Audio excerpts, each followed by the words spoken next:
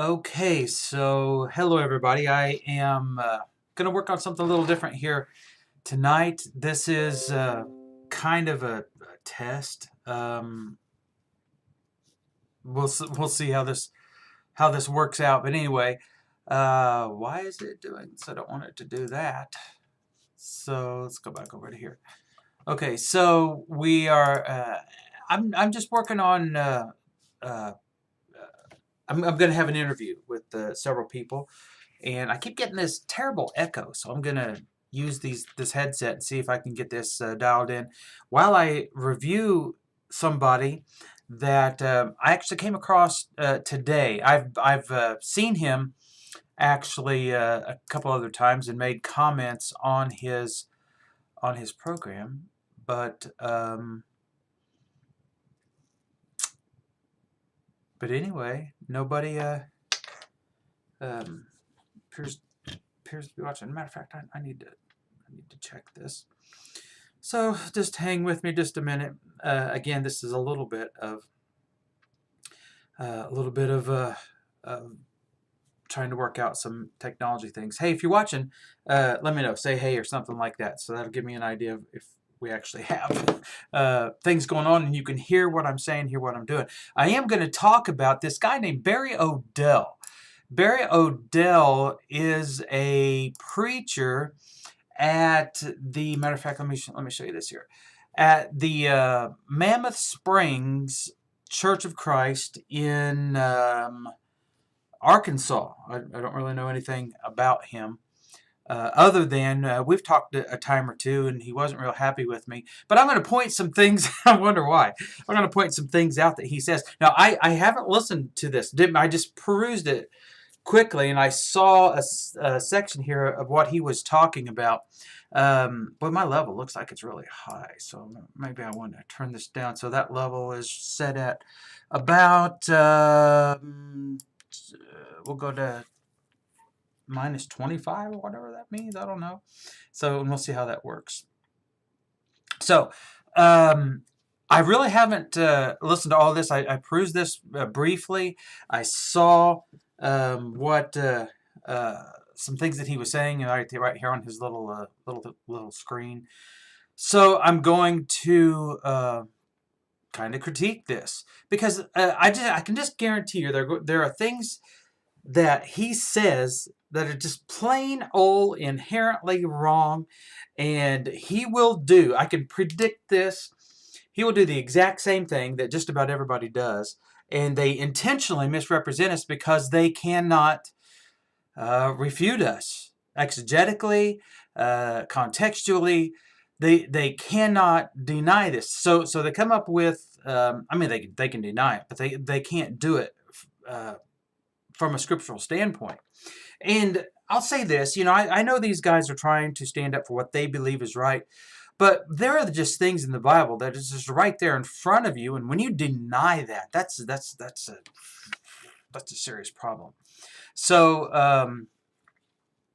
I'll have to go back and forth here time or two to check things out and see what we have. But hey, Richard Bailey, good to see you. I know it's a late night, but let's get into this. I want to talk about some of these things, and then I don't know how long I'll do this, probably 30 minutes or so, if that.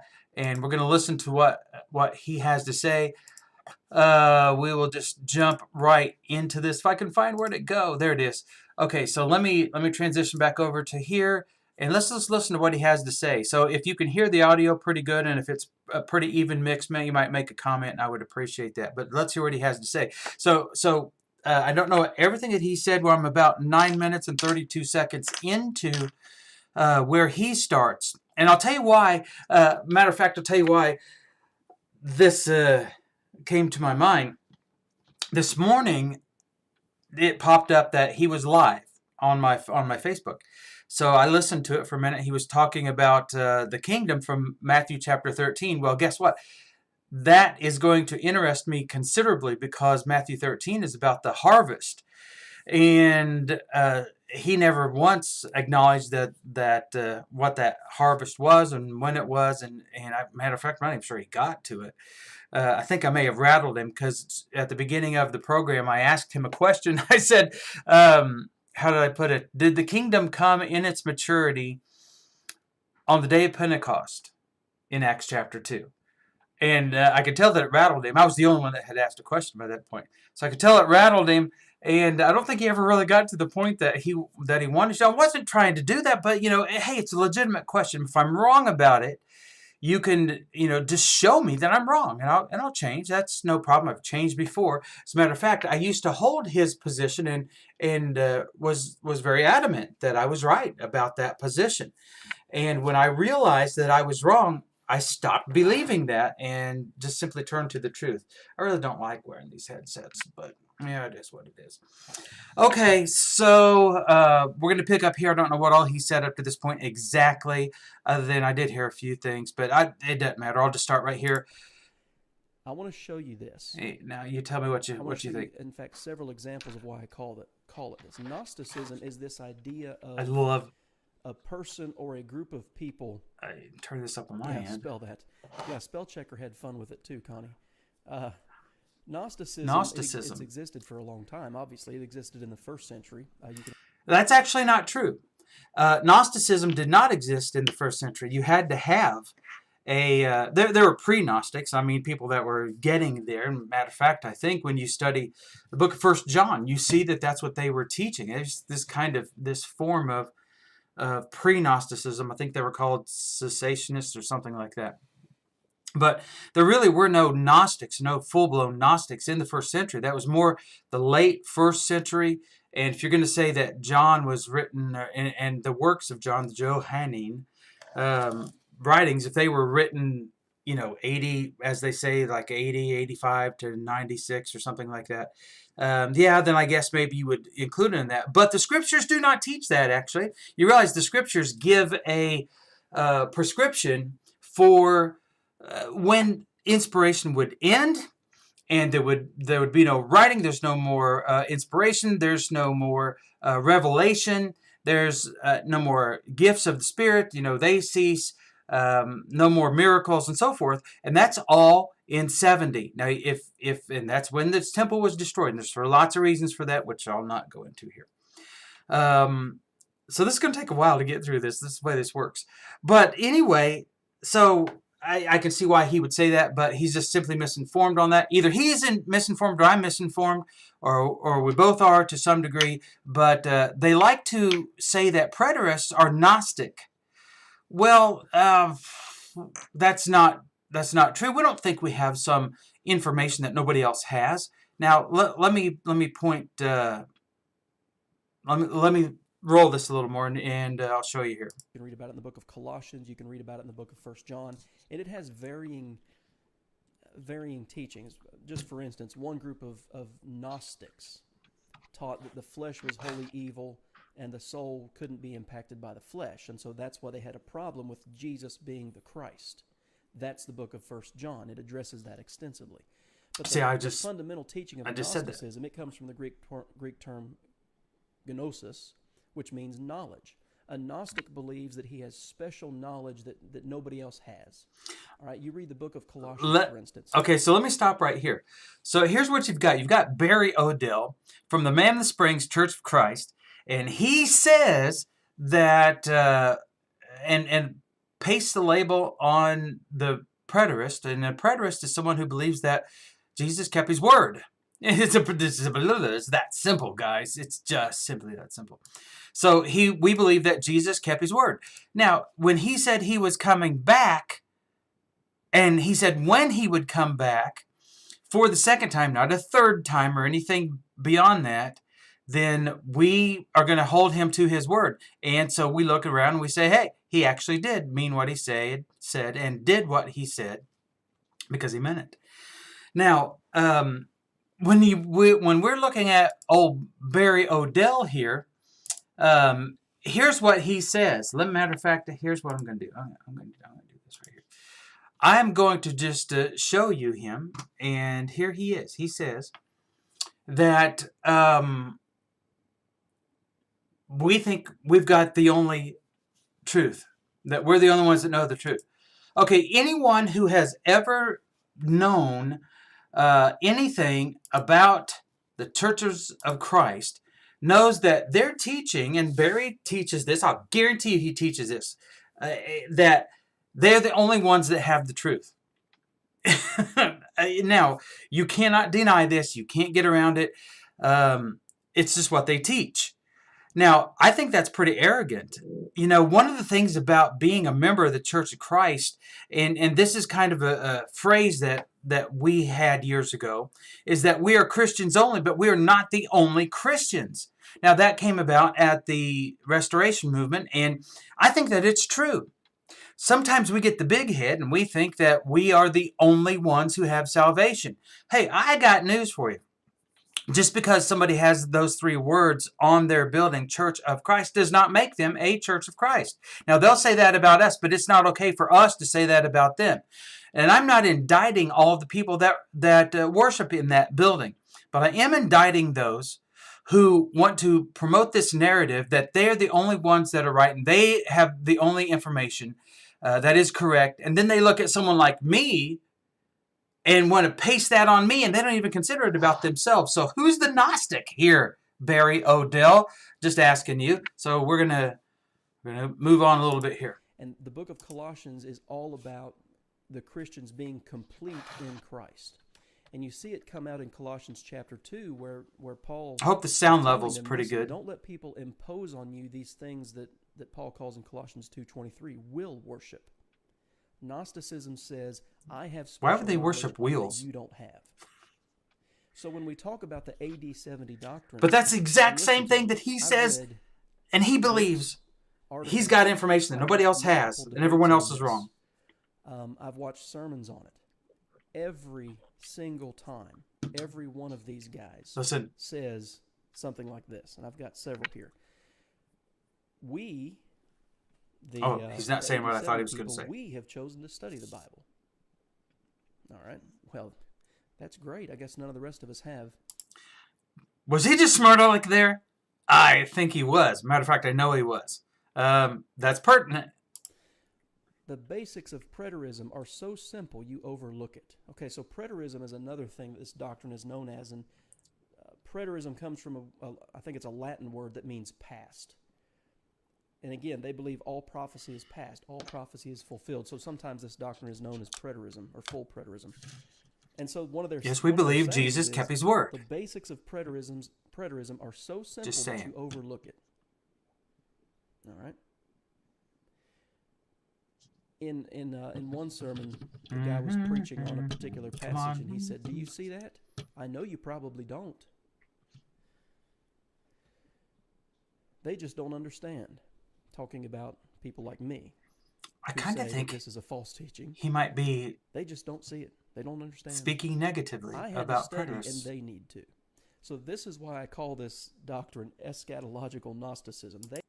Wait a minute.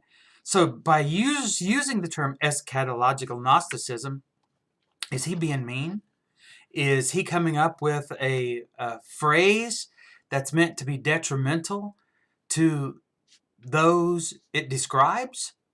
Okay, well, let's just keep going. They have a special knowledge about the resurrection, the final judgment. Nope, we don't. Matter of fact, we have the same knowledge that Paul and the first century brethren had. That none of the rest of us simple. have. And the reason being, you look again at this first one, because we have chosen to study the Bible. And so there's one guy that's had a lot of debates. Listen to this. And you see this throughout every one of his debates. Everyone. He's constantly... I think he doesn't call him out, but I think he might be talking about Steve Baisden. Insulting people. They're constantly what's called ad hominem arguments. In other words, you attack the person. You don't... Love it. I love it, love it, love it, love it, love it, love it. Okay, so here he says that this guy's constantly insulting people. What is this whole thing that he's been doing here for the last, I don't know, how many minutes have we been watching this? 3 minutes? And I got to tell you this, when I called in, I didn't call in actually. I just typed in my question. this morning. He calls me a name. He calls me a name. I don't remember what it was now, but the hypocrisy, the outright literal hypocrisy of these guys is amazing. Amazing. And they don't see it. It's okay. See, this is the mindset of people like this, that they're so special that they can't, that it's okay for them to call you names. It's okay for them to berate you. It's okay for them to build straw man arguments. It's okay for them to superimpose on you whatever they want to. But if you do that to them, then you're the one that's wrong, and it's not right, because it's the same attitude that the Jews had in the first century, that they are God's people and don't you dare mess with us, but we can say whatever we want to you. It's the same Pharisaical attitude. And I'm just saying, Barry, brother, I love you. I love your soul, but you're wrong. You're wrong in how you handle it. Let's keep listening. You don't attack what they're saying, you attack them. And they attack you by saying, hey, we choose to study the Bible. I know you probably don't see what I see. You just don't understand.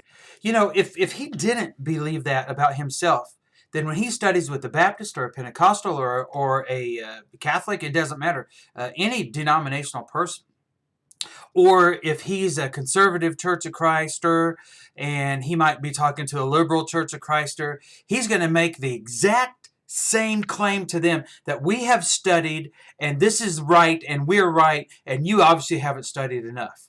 It's, well, okay, there we go. And I had to study and you need to study. Yeah. So they're constantly Go ahead, Barry. making those veiled attacks. Well, I guess really not veiled. They just come out and say that they have knowledge that nobody else has. So that's, again, false. No. You have never heard any student of the Bible that's got an honest heart say to you, and I want to see the quote, where someone says, well, we're smarter than you, and we've studied more than you, and we have information that you don't have. Here's where I came from, and Steve Baisden, and Holger Neubauer, and Roy Runyon, and Rooster Morgan, and Bobby Allison, and just a litany of other guys that I can't think of right off the top of my head because I'm a little flustered over this. Here's where we're coming from. We're saying we had it wrong. And we admit that we were wrong. And now we see what's right, what the brethren in the first century saw, and the brethren in the second, and the third, and the fourth, and the fifth, and the sixth, and all the way up to today saw.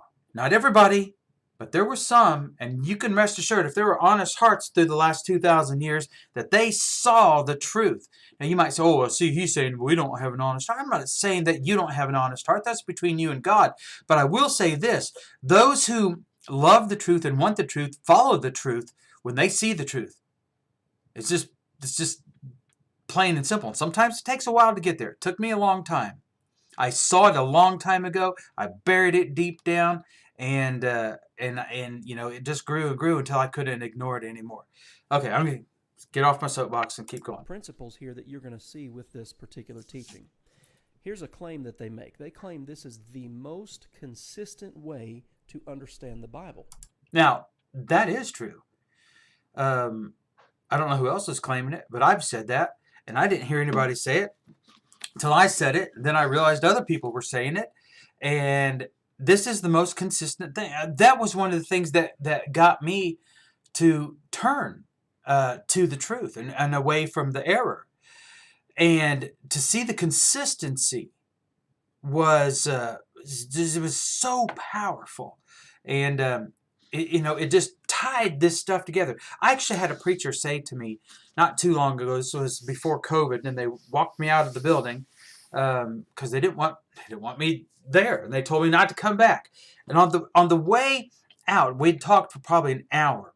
On the way out, when he gets away from the other guys, and nobody can hear him, and he says to me, just because you can string some passages together and they make sense doesn't mean that's how God wants us to understand it. I kid you not. Anyway, here we go.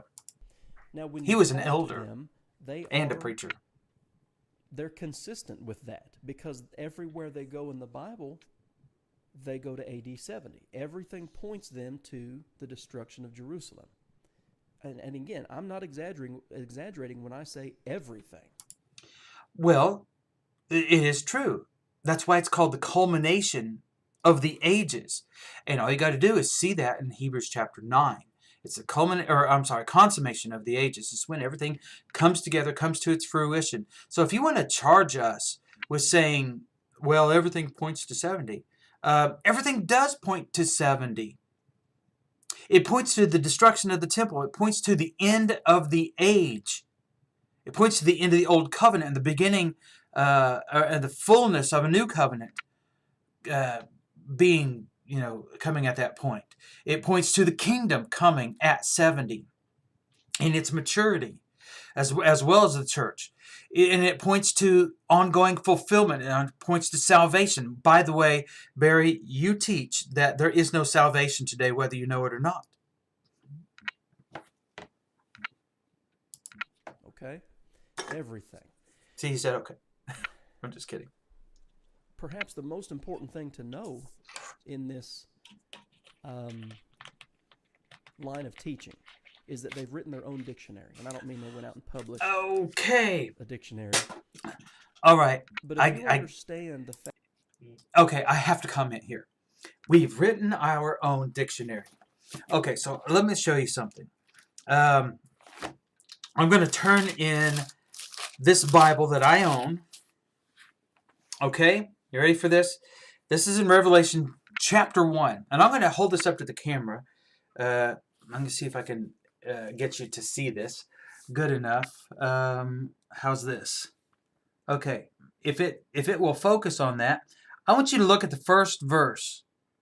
And that first verse, this is just my Bible. I got a few notes in there, some things that I've written down over the years. This thing's getting ready to fall apart. But do you notice what this says in the first verse? Okay, let me read this to you. The revelation of Jesus Christ, which God gave to him to show his bondservants the things which must soon take place. Now, how is it that we can read a word like this and it says soon, and then no more do you get into the second chapter and you say, well, this isn't talking about soon anymore. This is talking about 7 different totally different things. And now wait a minute. So you've got all of this taking place, and it's supposed to be soon, and it was written in 96, and there's not even Judaism around anymore? Now, who is changing what terminology? They say that soon means 2,000 years. I'm not saying that. I say that soon meant soon when it was written 2,000 years ago, and it didn't mean 2,000 years. It was written to those people then. Now, who's changing the definitions of words, and who has made their own dictionary? You see, they're so blind they can't even see that they're the ones guilty of the things that they charge others. The fact that they define their own terms. You're going to have a hard time keeping up with this particular... You're going to have a hard time keeping up because you're so skewed in your definitions and your understanding that are simply not biblical definitions. Not, some of them are, but a lot of them are not. And see, they want to rail against us for it. Doctrine. And so, again, the guy that really made this teaching... Oh, I love this popular, one. I guess we'd say Max King. He wrote a couple of books on it, and they come out to about 1,200 pages altogether, 2 books. And he just says it throughout his book. Okay, so I don't know what he says he's going to say about his book, but I want to point something out to you. If I were to go over here to my bookshelf, I think I have 2 books from Max King. Now let me point this out. I have never read them. I didn't get them until somebody gave them to me after I became a preterist. You want to know how I became a preterist? I read this. I read passage. The very first thing that caused me to think like a preterist when I was 17 years old was this.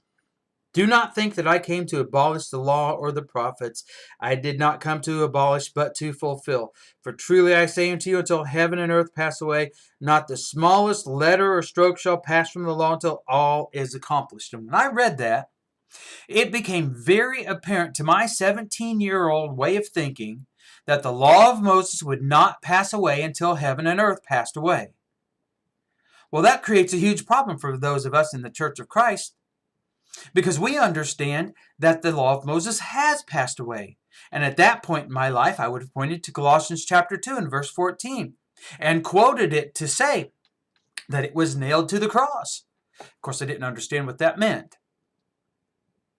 So, when he says something like this, this just blows me away, because I can tell you from personal experience, I had no clue who Max King was. I didn't know Steve Basden or Holger Neubauer. I didn't know anybody whatsoever at all in the Preterist movement. I did not know any of them. I didn't know Don Preston or William Bell. I had no clue that these men existed. And I came to this conclusion through prayer, through study, and yeah, of course I talked to other people about it, and I said, hey, are you seeing the same thing that I'm seeing? And, but I didn't. I had no idea who these guys were. I didn't know anything about this push in the around the Civil War time in the late 1700s, early 1800s, about lots and lots and lots of men were seeing this idea of preterism. Just plain and simple. As a matter of fact, it's the same way that I didn't know anything about Alexander Campbell when I was growing up. Matter of fact, there are a lot of people in the Church of Christ today that know nothing about Alexander Campbell, or Barton W. Stone, or Elder Benjamin Franklin, or any of the other guys. Raccoon John Smith, there's a character for you. I didn't know anything about these guys, and yet I still saw the truth that the Church of Christ was teaching. So, how did that go? Home we don't play that. How's that?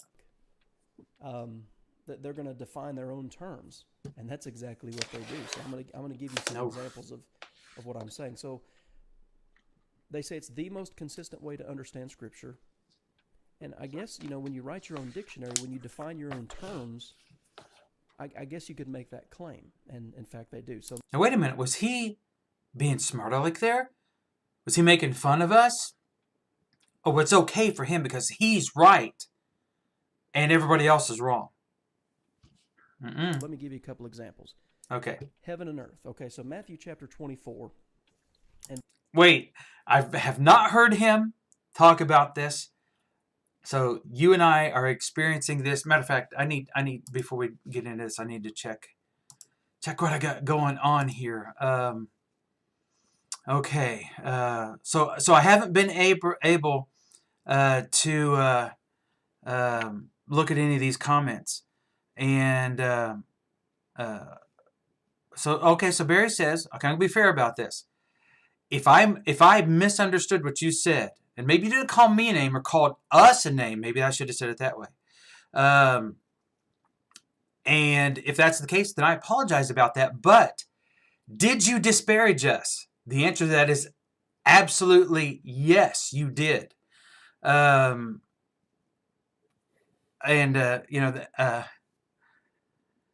see. What does he say? I like how you play parts of video and constantly interrupt it. When you're critiquing a video, that's what you do. So you tell me that's not all right. Hey, cannot hear what he is saying. Okay, let me try to turn this up some, and we'll try to do that. Okay, so I'm gonna keep going with this. Okay, because I have this on full screen, I can't see the comments as they come in, so I might be a little delayed.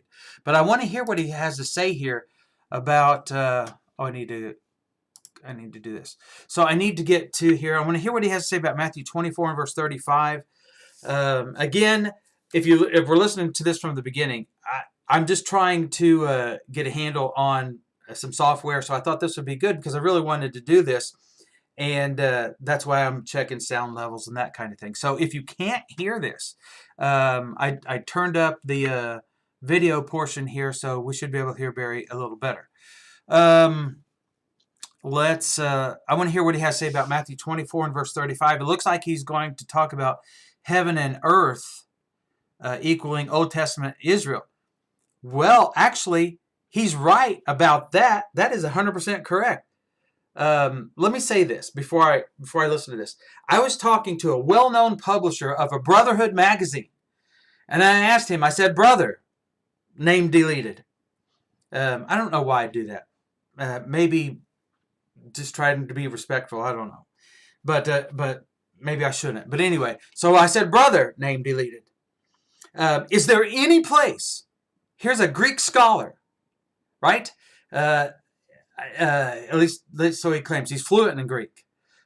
He's edited this paper for I don't know how many years. And anyway, I said, "Brother, is there any place in the Bible that uses heaven and earth in a figurative way?" And his answer was quickly and emphatically, "No." Can you believe that? If you think that heaven and earth is always used to refer to dirt and sky, then you're just like I was. I realize now that it's not. And all you have to do is look at Matthew 24 and verse 35 and 36, and you see it. I'll show you this in just a second. In verse 35, I'm going to turn over there real quick. Matthew 24:35. Yeah, I see. That was pretty... I can quote it, but I'm just going to go ahead and turn over there and read it. Not very loud. Heaven and earth will pass away, but my words will by no means pass away. Well, that's, of course, Jesus speaking.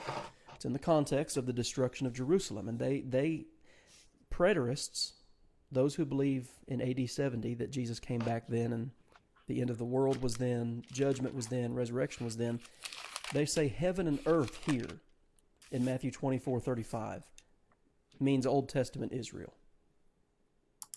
Okay, so like I said, I haven't listened to this. This is just doing a little bit here, trying to get this program worked out. But what is heaven and earth? I'm really in verse 35. This is what verse 35 is of Matthew 24. Heaven and earth will pass away, but my words will not pass away. Let's see what he has. How he describes it. The Old Covenant. The law of Moses. The Old Covenant will pass away, but my words will never pass away. And of course they say the Old Covenant passed away in AD 70 when the temple was destroyed. They have defined their own term there. We have to understand that. So he accuses us for defining our own term. But you just assert, I think. Let me listen. Here's another example. Maybe he's not going to get into that. He doesn't explain what Matthew 24 and verse 35 is, obviously. Well, I'll listen to this more and try to bear this out and see if he does. But here's the fact. Okay? Nowhere in the scriptures is the date of AD 70 given. It is given as a day and hour that nobody knows. But the general time frame was given.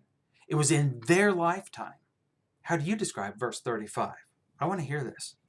When the Bible talks about the resurrection of the body, for instance, 1 Corinthians chapter 15, John chapter 5, verses 28 and 29. So this one guy, I'll just tell you this real quick, this one guy that was messaging me for a couple of hours one night, he said, the bodily resurrection, that phrase is never used in the Bible.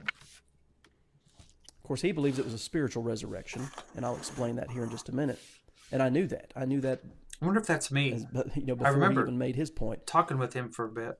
My response was, well, neither is the phrase the spiritual resurrection.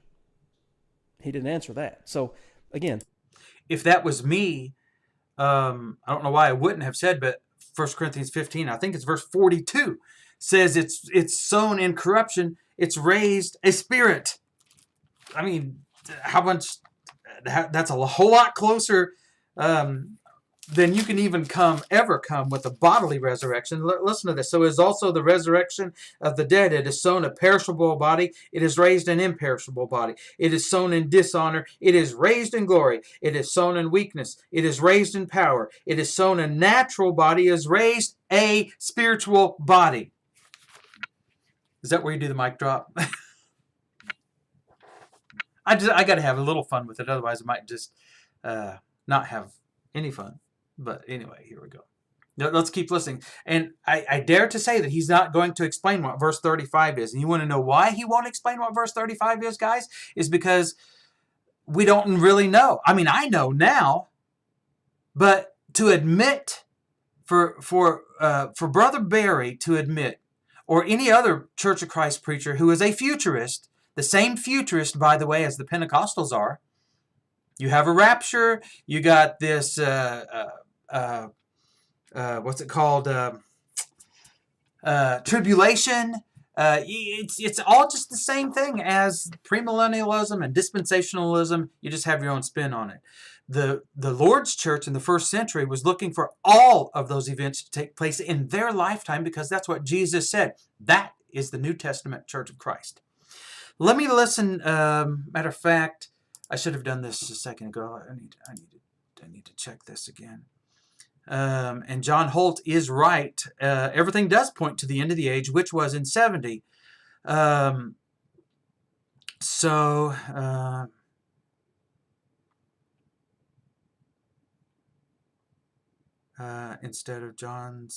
Instead of small parts like John's done.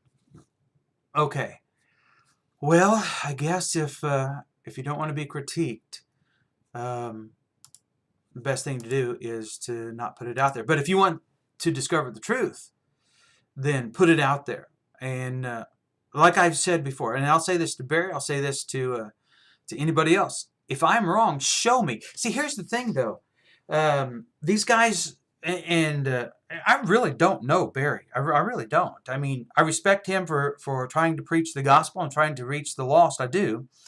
But one thing that I do know, he's not teaching the truth on eschatology. And if you're not teaching what Jesus and the apostles taught, you're not teaching the truth on eschatology. If I'm wrong about it, just show me. But they often refuse to show me because they really don't know themselves. They're not sure of it themselves. So let me get back over to this and do it here. They believe the resurrection of the body happened in AD 70. So their teaching is the church was established on the day of Pentecost, as recorded in Acts chapter 2. Yes, they'll agree with that, all right? But the kingdom of God didn't come in its fullness until AD 70, and that's when the resurrection was occurring. Okay, let me point something out. Now, this is Barry, as I recall from listening to, I had to leave, so I missed some of what he was saying this morning. I haven't had a chance to go back and listen to it. But this was a point that I would make to Barry or to anybody else about the kingdom. He was talking about the kingdom. I'm not sure that he ever got around to it. Like I said, I haven't been able to go back and listen to that one from this morning, or I'm not even sure how I could find it, but I'll figure it out. But so I asked the question, if the kingdom came in its maturity in 70 or at Pentecost in Acts 2. And his answer was, yes, it did. Well, he was going to talk about Matthew chapter 13. So in Matthew chapter 13, this is one of the things that is discussed in Matthew chapter 13. You ready for this? He presented another parable, verse 31, and he said, the kingdom of heaven is like a mustard seed, which a man took and sowed in his field, and this is smaller than all the other seeds. But when it is full grown, it is larger than the garden plants and becomes a tree, so that the birds of the air come and nest in its branches. Now, I have a question. Under your system, Brother Barry Odell, when did the kingdom grow, and at what stage was it from the mustard seed to the plant, to the full-grown tree where the birds of the air can come and nest in its branches on the day of Pentecost? At what point from being sown and watered and growing to full maturity, at what point was it? And if it was at full maturity on the day of Pentecost in 70, when did it grow? Because you said that the kingdom came on in 70. Was it just like those magic things you add water to and then they grow to full size overnight or something like that? The scriptures do not teach that principle. And you've got a kingdom that comes in its full maturity, and there wasn't even one local congregation established. How is that possible? There were no elders. The entire none of the New Testament had been written. Matter of fact, it wasn't even finished. How is the kingdom come in its maturity in the church in its maturity on the day of Pentecost? That's my question. Let's keep going. Oh, let me transition back to this. Let's keep going to this. That's when the resurrection occurred, because the church that was established on Pentecost was buried under the persecution of Judaism.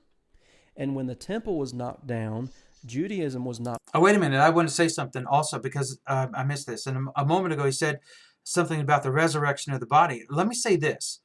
The resurrection took place in 70. Anytime you've got the coming of the Lord and judgment, resurrection comes with that. So the second coming of the Lord, judgment occurs, the resurrection takes place. There's the big three, right? They all take place at the same time. So you cannot separate those at all. I don't think anybody would dispute that. Now, you do realize that everybody in the New Testament believed this was going to happen in their lifetime. If this is the case, and we know that it is, scholar after scholar agrees with this and says this, then if that's the case, then everybody in the New Testament was wrong, including Jesus. You say, we want to redefine terms. Who's redefining terms? It's not us. It's our brethren who say, well, we're just going to buy into the same eschatology that everybody else does. We'll just put our own little spin on it. You go right ahead and do that, but that is not what they taught in the New Testament. The resurrection occurred in the first century. When the temple was destroyed, that was the sign that the resurrection had taken place. The resurrection was the emptying of Hades and the opening of heaven for the souls of the faithful to enter into the joy of their Lord because of the messianic work of Yeshua, Jesus. And when that occurred, it opened the doors of heaven permanently, according to Revelation chapter 21, so that people could continuously enter in there and thereby. And outside of those, that open gate to heaven are those liars and sorcerers and thieves and cheats and whatever else. I don't know how you get around that. You're going to have to hyper-spiritualize that, right? And you're going to have to redefine some terms and make up your own terms to say that it's anything else. Here we go. Let's listen a little more. I still never got an answer from Matthew 24 and verse 35. And so there was a resurrection, a spiritual resurrection in AD 70. So when I started out this video, I said this is one of the most convoluted doctrines I have ever encountered. And to me, that point right there illustrates that point well. The resurrection of the body, of course, they say the body is the church. Well, yeah, sure. The church... Okay. I get it. I can see why people say, oh, this is confusing. What you have to understand is y'all are teaching that people are saved and separated from Yahweh. That is not what the scriptures teach. That is convoluted. That is confusing.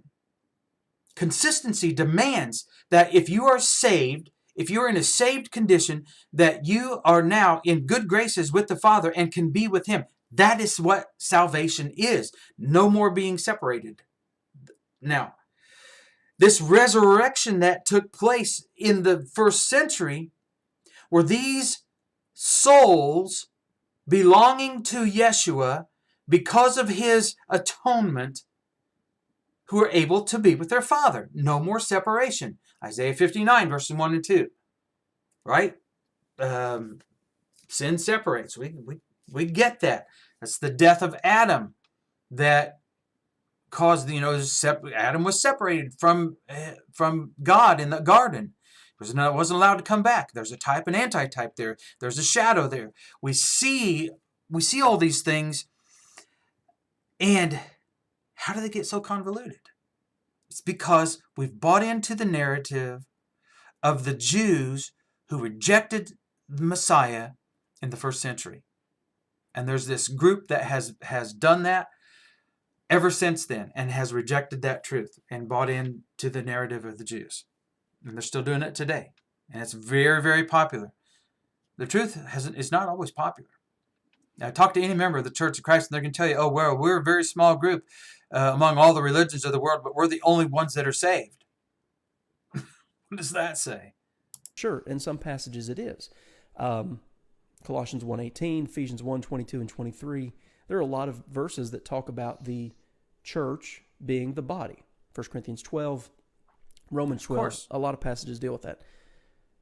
But you have to take it to a whole nother level to say the resurrection of the body that's spoken of in the New Testament, for example, like in 1 Corinthians chapter 15, is talking about the resurrection of the spiritual body, the church. All right, Barry. I need to go back over here and check this real quick. Okay, so here's the deal. I did not mean to do that. Come back. There we go. Okay, so here's the deal. If the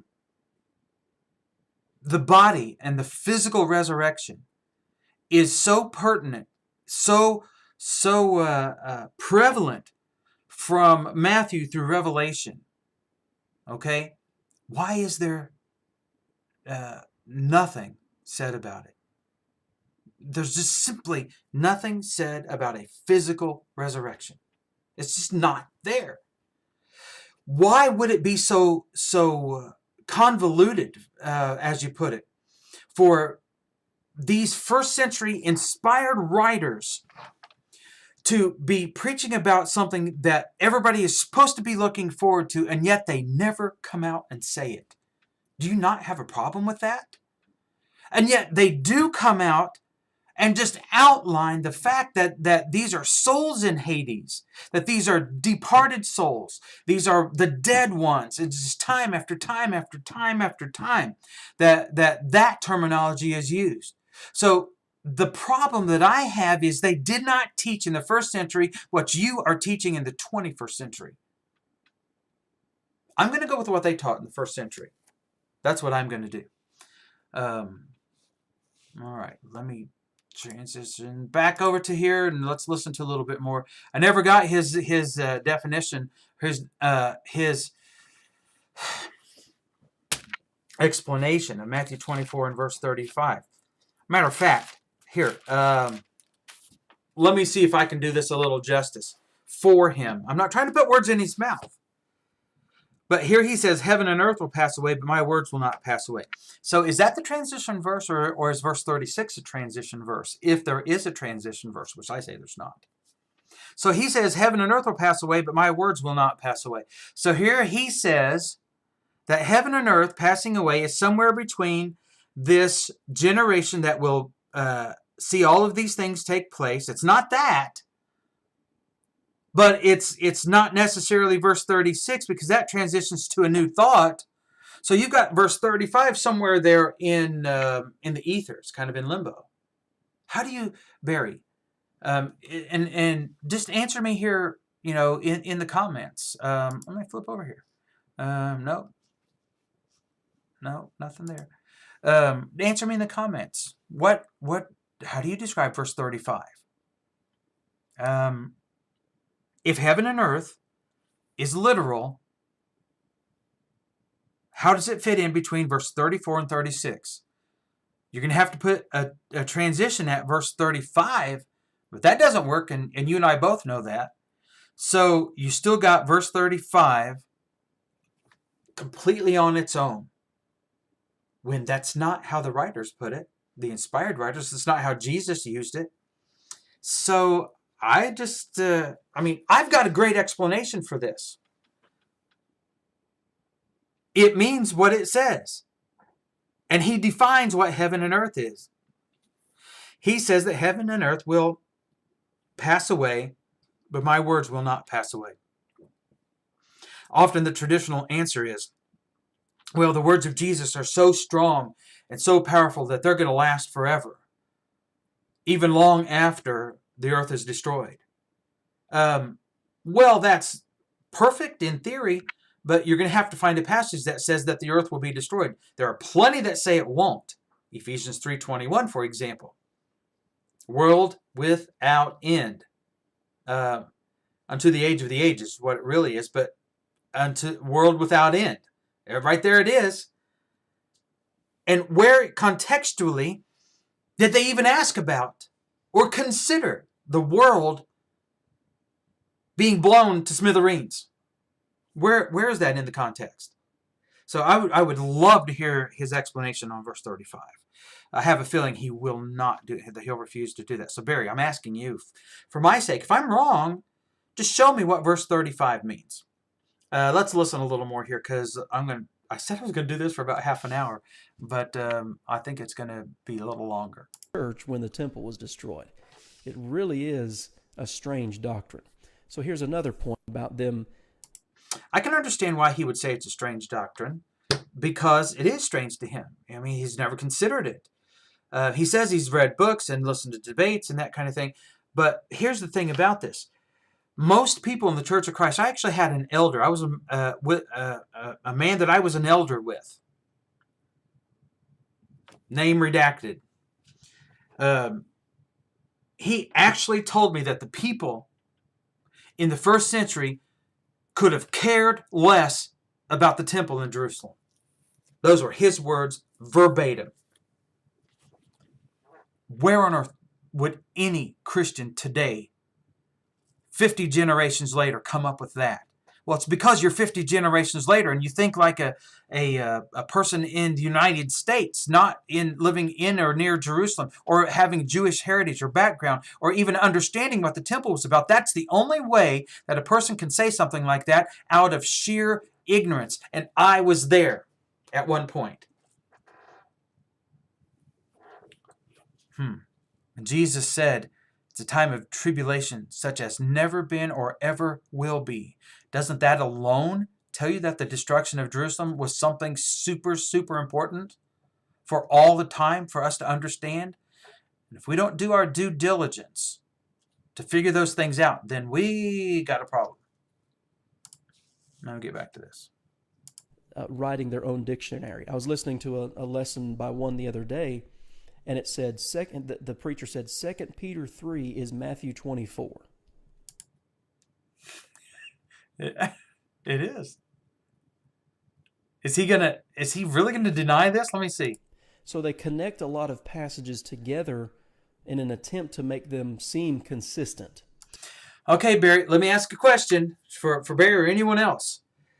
Is there anything in Matthew 24, by your understanding, that is parallel to 2 Peter 3? Anything? Because you say that in verse 36, this is a transition to the end of time. Now, is 2 Peter 3 talking about, by your understanding, the end of time? And you want to chide us for saying that Matthew 24 is parallel to 2 Peter 3? I think not. Just saying. To make their teaching seem consistent. 2 Peter 3 is Matthew 24, they say. So, when you're looking here at Matthew 24, Barry? and I'm going to do a video on this, I'm not sure what day this week, but Matthew 24, and you have to go back into chapter 23, where Jesus is in the temple teaching, and he tells those who are listening to him, your house is left unto you desolate. And he's talking to the city of Jerusalem. It's going to be destroyed. Matthew 23, verses 37 through 39. And then chapter 24 continues that thought. That. And there are all these signs that are going to come about. Jesus talks about these things and those things. When you see these things, know that the end is near. And so their teaching is Matthew 24 is 2 Peter chapter 3. In other words, that it's teaching the same thing. There's one major problem with that. This I got to hear. So in Matthew 24, you have all these signs, all of these indicators. You turn to 2 Peter 3, and it says, the day of the Lord will come as a thief in the night. That is come on, Barry. As my friend Tony Address Brewer 36. says, that is a one-and-done argument. That's just it. One event, the destruction of Jerusalem, is going to be preceded by signs, and it's a local judgment, by the way. That's why he tells them here in Matthew chapter 24, when you see all these things, you need to flee to the mountains. You need to get out of town. But then the day of the Lord will come as a thief in the night.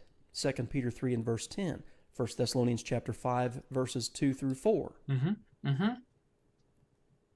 Yet they say their teaching is the most consistent way to understand the Bible. Yes. Anyway, it is. 2 Peter 3. It's not our teaching.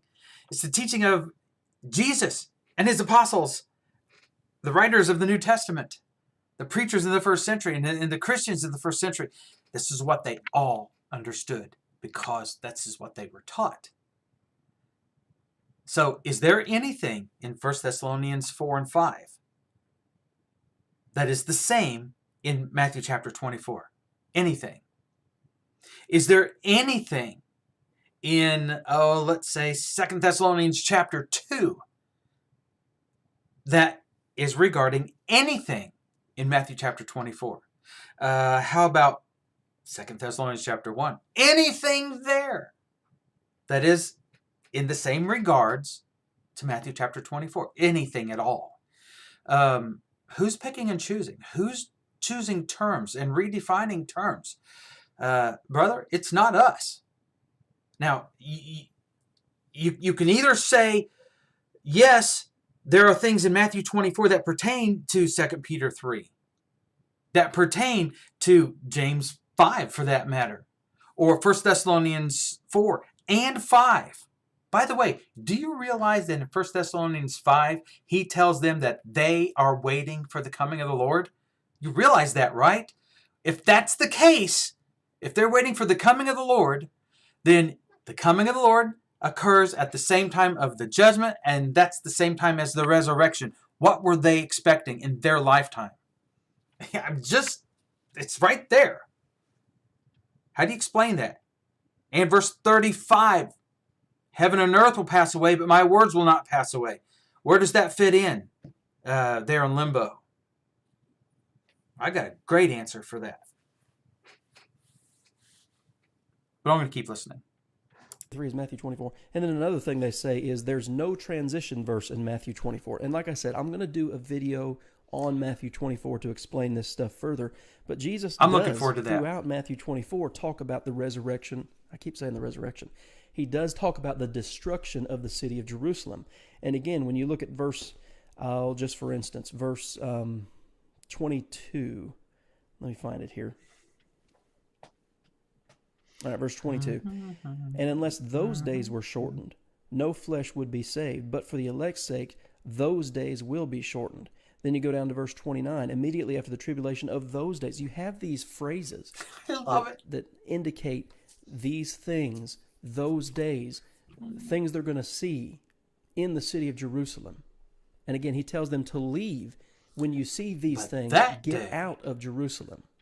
This was a local transition of God on the city of Jerusalem. And so they say there's no transition verse in Matthew 24. They're completely wrong on that. Because you look at Matthew 24 and verse 36, but of that day. So you have a couple of indicators there that in fact is the transition of the conversation. You have these things. Barry, brother, friend, I want you to look up the definition of the word but. Day. Look it up. What part of speech is that? Those things, these days, those days. And then you have this word but. So I've studied the Greek language for a long time. I've taught it a couple of years, and I keep up on it. The word but, it's used throughout the Bible. It's what's called in the Greek language, it's called a particle. In other words, it's not like a noun, it's not a verb. It's just kind of one of the what you might say the ins and outs of language. Now, wait a minute. Wait a minute. It's an adversative. Here we go. Who is changing definitions? Who is changing definitions? I want to show you all something. And I've never taught Greek. I don't speak Greek.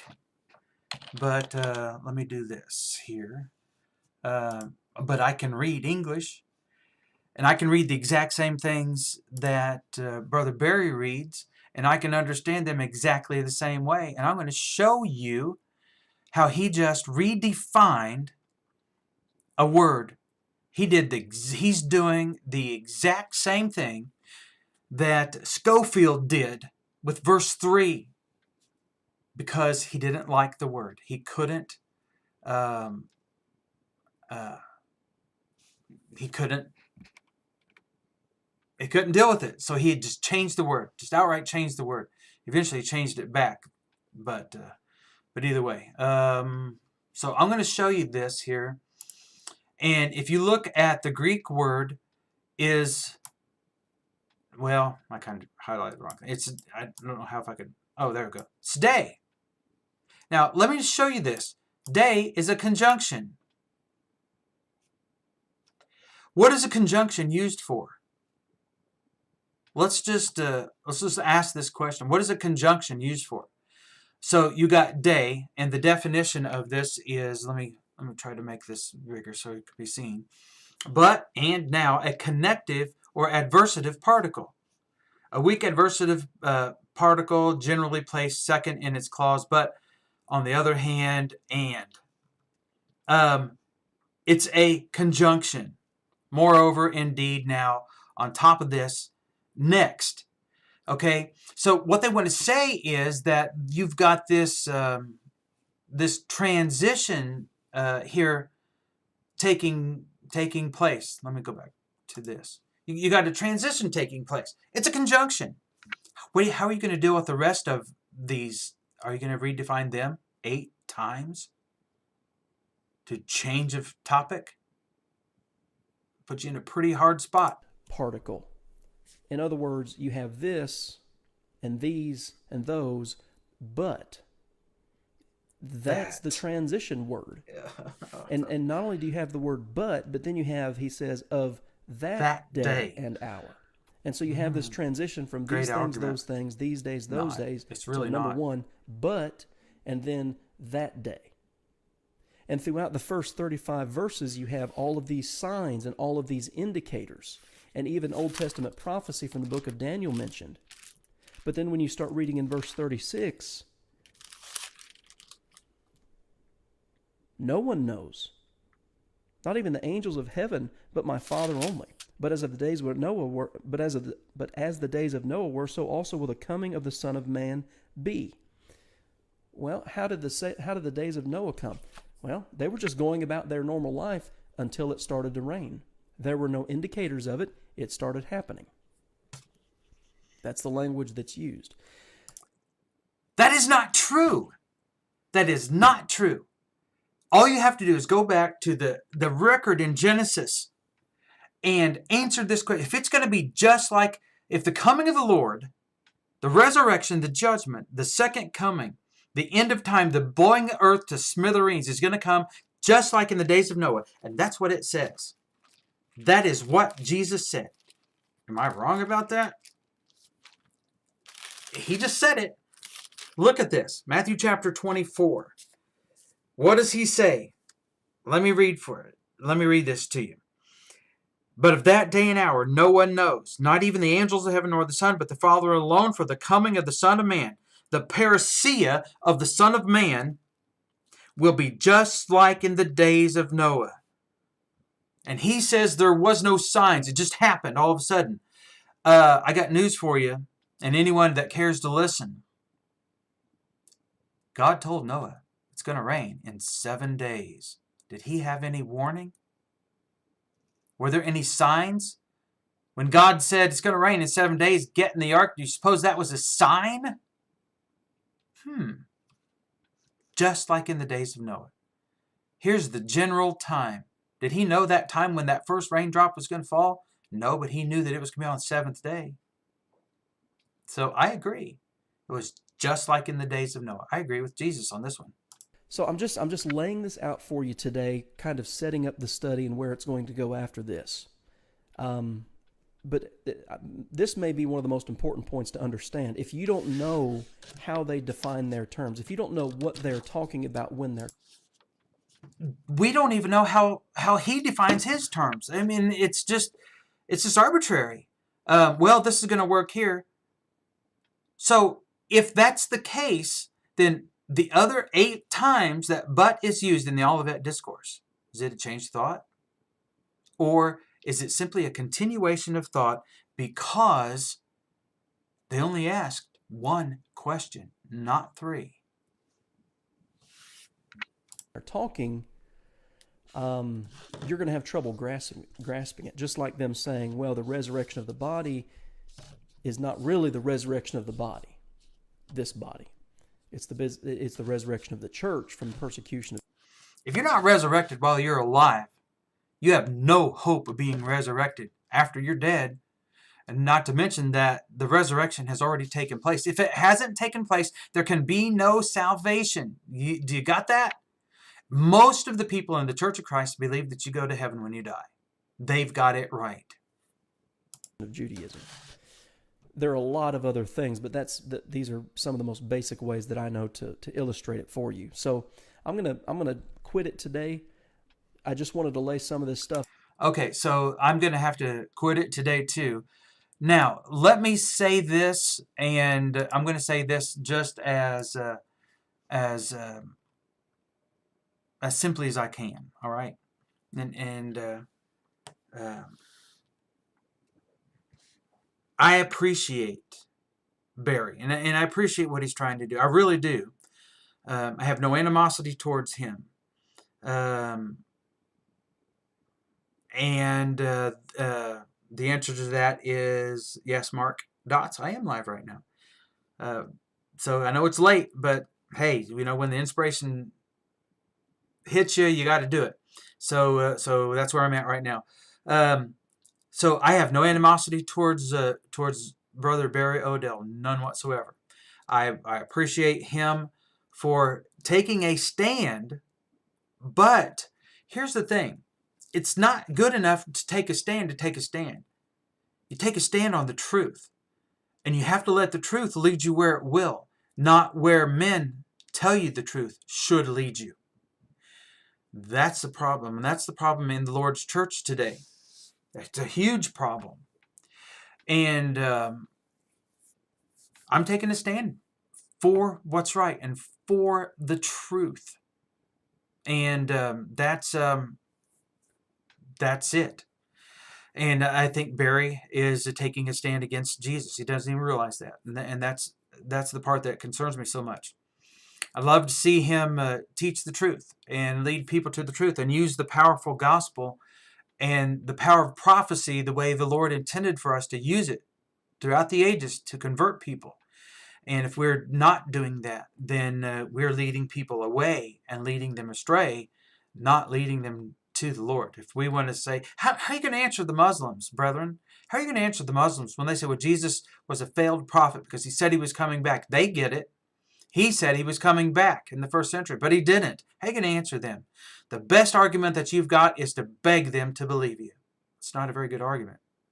But if we stand firm on the words of Jesus, then not only can we count on him when he says, I'm coming back in your lifetime, we can count on him when he says, you will be saved. Right? That's the whole point about this. And that's what we're standing for, and that's what we're standing on. We're standing on the gospel of Christ. When he said, he who believes and is baptized shall be saved. And I believe that. And I hope that you do too. And if you haven't done it, then you shall not be saved. I mean, this is a whole other hour-long speech here. We'll condense this in just a moment. In every time that we see salvation, they're talking about baptism. And they're told, if you want to wash away your sins, then you be baptized right now. And they were. So how do you explain the immediacy of baptism? in the first century. You're going to have to say, well, it was only for the first century. You got a real problem with that because baptism was prophesied to go beyond the Jordan. This second circumcision. And that's what happened in the first century. And that's Joshua chapter 5. And we see that baptism was prophesied in Jeremiah 4. Going over Jordan, the same concept, into the promised land, into the new covenant, when there's a new people. So, there you go. I encourage you to listen. Matter of fact, I'm going to listen to all of Barry's, and I think I'm going to just do a series on these. And I would love to meet Barry in debate if he would be willing to do that. I would certainly love to do that. I'm not saying this out of some kind of arrogance or anything. I'm just saying this is the way you handled it. It was good enough in the first century. Why can't we do it today? And a lot of people don't want to do that.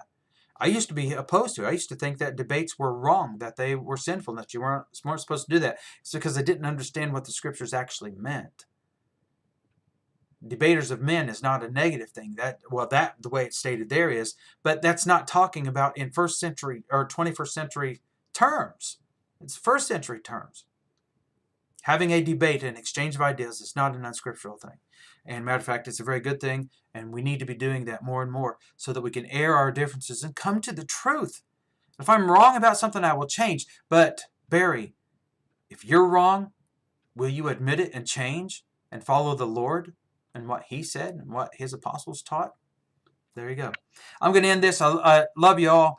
And, hey, if you're not in Christ, you need to get in Christ. And you can only do that by being clothed in Him, Galatians 3, verses 26 and 27. That says that we're all sons of God through faith in Christ Jesus.